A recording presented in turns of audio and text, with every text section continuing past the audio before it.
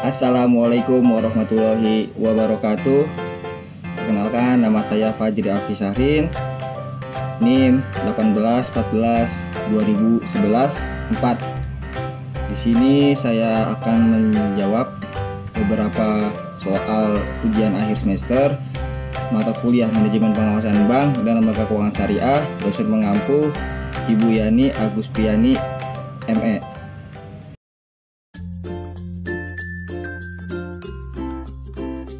Tujuannya adalah melakukan kerjasama dan harmonisasi dalam pengawasan perbankan secara internasional. Lahirnya The Basel Committee diharapkan dapat memperbaiki iklim dan lingkungan operasi bagi bank-bank yang aktif melakukan transaksi internasional. Sasaran awal dari The Basel Committee adalah standarisasi pengaturan dan pengawasan bank yang memiliki akses usaha yang bertaraf internasional dan melakukan transaksi usaha pada beberapa yurisdiksioritas pengawasan bank.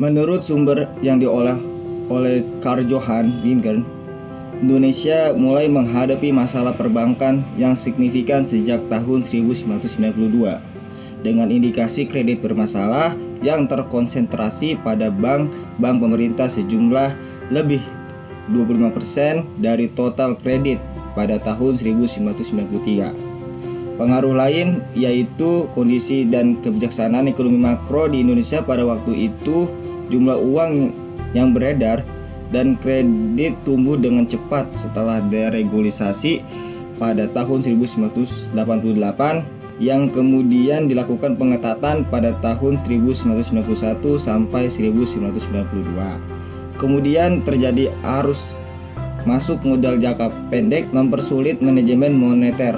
Tingkat bunga antar bank meningkat dari 10% hingga 16% sebagai dampak krisis Meksiko pada tahun 1985. 3 faktor yang menunjukkan keterkaitan dan harus diperhatikan dalam setiap permasalahan perbankan. Yang pertama, kualitas manajemen bank, terutama dalam melakukan manajemen risiko. Yang kedua, kondisi dan kebijaksanaan ekonomi makro. Yang ketiga, efektivitas pengawasan bank.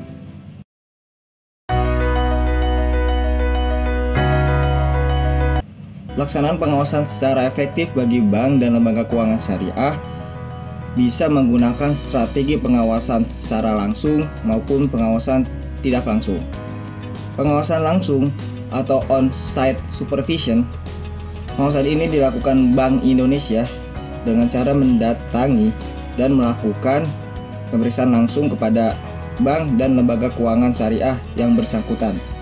Contohnya, minimal 1 kali dalam setahun. Yang kedua, fokus pada risiko dan aktivitas fungsional yang tergolong tinggi atau risk-based approach. Yang ketiga, memanfaatkan hasil audit internal dan eksternal serta hasil pengawasan termasuk informasi pihak ketiga sebagai salah satu dasar pelaksanaan audit. Selanjutnya, pengawasan tidak langsung atau off-site supervision, yaitu pengawasan yang lebih difokuskan pada laporan-laporan yang wajib disampaikan bank, termasuk informasi lain yang dipandang perlu baik bersifat kualitatif maupun bersifat kuantitatif.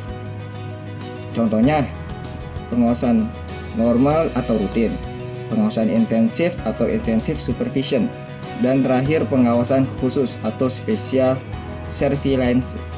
Sekian jawaban dari saya, kurang lebihnya mohon maaf. Wassalamualaikum warahmatullahi wabarakatuh.